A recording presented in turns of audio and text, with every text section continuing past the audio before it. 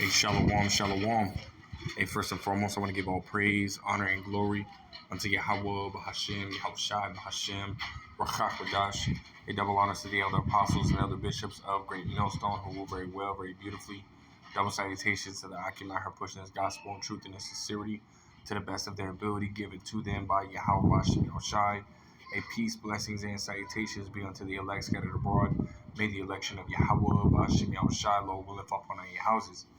Hey man, so I was doing basically just some searching, man, and I found out that ultimately down the street, from where I live, probably about maybe 10 minute drive, they were giving away these agave plants, and for those that know a little bit about the plants, there's multiple different types of agave plants, right? And this is what is called agave americana or whatever. I think but there's blue agave, so on and so forth, right? Which for those that go in the store and want an alternative to the conventional sugar, agave, stevia, so on and so forth are alternatives to the conventional sugar, right? So I went ahead and knowing some of these things, man, I went ahead and I got me a couple of them, man. I have one that you see right here in the picture, and then on the other side of my balcony, I have another one, a little bit smaller one. But the person that pulled them out of the ground, man, they weren't too nice with them, man. So what I did is I went and got some healthier soil for them. You know what I mean? I watered them, deep, repotted them and stuff like that, man, and made sure that they were good, But yeah, man. So I went ahead also and did a little bit more research on the agave plant, and its health benefits, and through the spirit, man, I was hoping that those that watch this video can then ultimately take away, something positive, from this lesson, because this lesson is going to go into basically, the health benefits of, the agave plant. Lord will, I could possibly do, more videos on, different plants, different herbs and stuff like that, but, yeah, man. So I'm just gonna, hit this article that I had pulled up right here, just going into some of the health benefits, and then we'll hit a couple precepts after we get this, after this article. It says agave are their health benefits, right? It says agave is a genus of the Asparagaceae family. It's like, I don't know how to say that. It says it's native to several states, several areas of the Americas, including Mexico and Caribbean.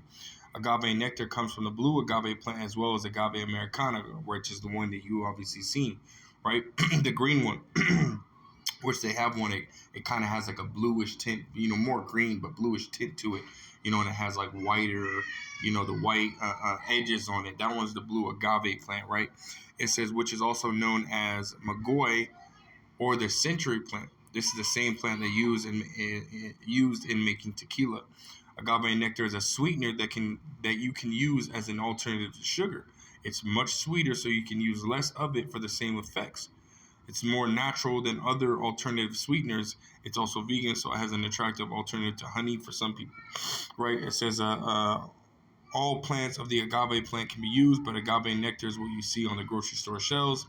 It says 1 serving of light agave nectar, 1 tablespoon contains, and then it goes into some of the,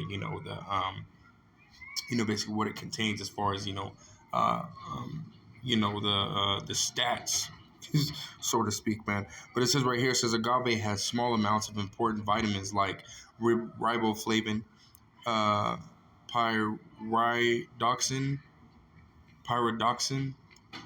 and folate, and vitamin BK. And it says these B vitamins may support your immune system in different ways.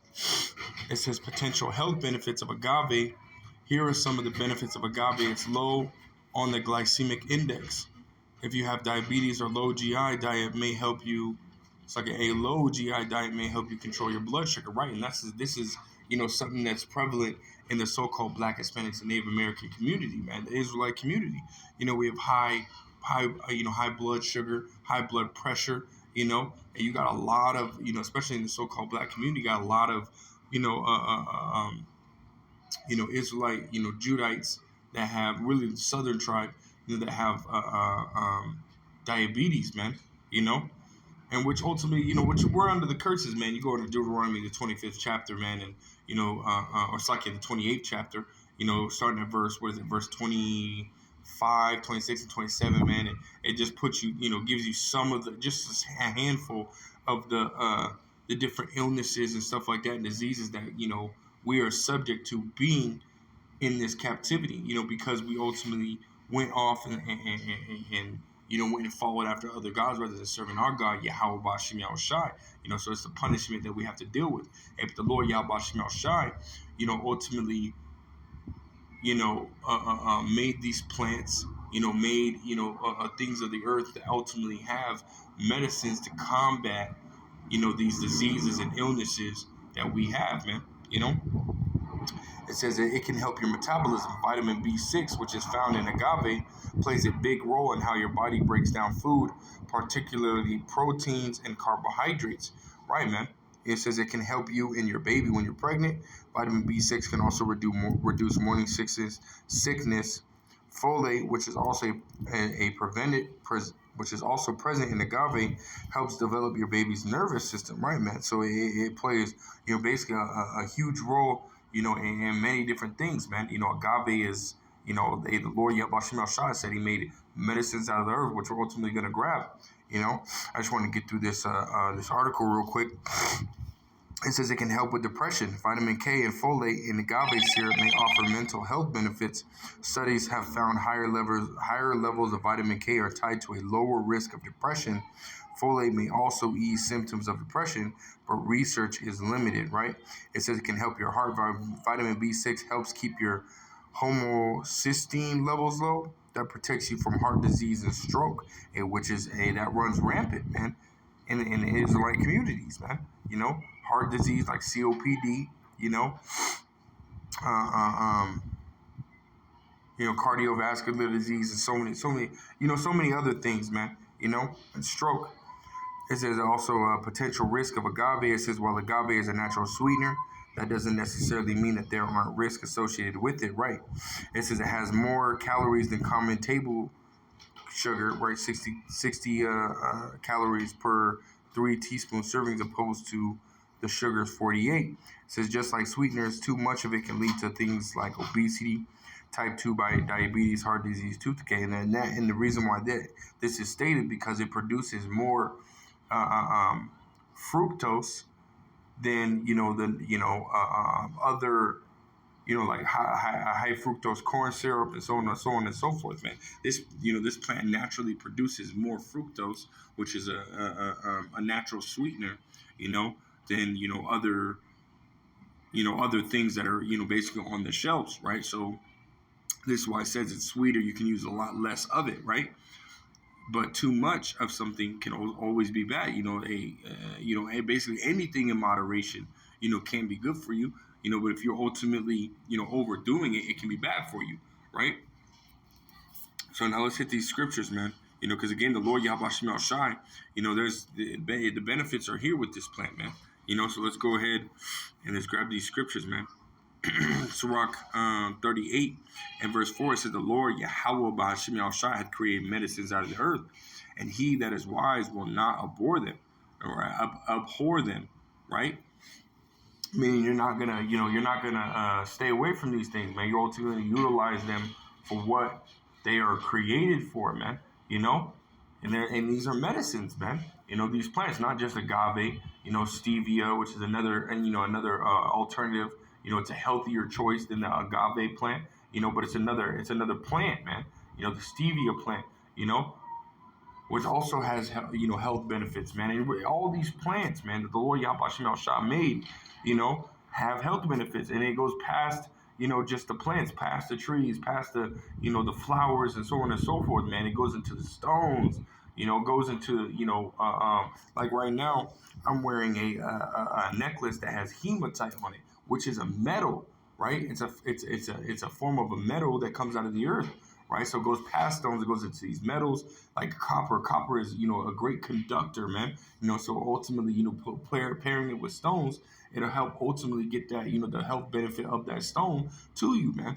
You know, just like crystal quartz. Crystal quartz, when you put it with another stone, it helps to amplify, that stone that's ultimately that it's paired with, man. You know, and then you pair that with the copper. Hey, you have a great combo right there, man. You know. Then again, going back to the plants, then you got plants like aloe vera, which are good for your skin, good for your hair. You know what I mean? It's good to ingest. Ultimately lubricate. It's also a natural laxative as well. Helps to clean your colon out. Because a lot of people either get colon disease and so on and so forth, man. That helps to eliminate a lot of that extra weight that's within your body. You ultimately ingest aloe vera, and it'll loosen up that stuff that's in there, and it'll help get it out, man. You know. And so the Lord Yahweh Shem Shai created these plants, man.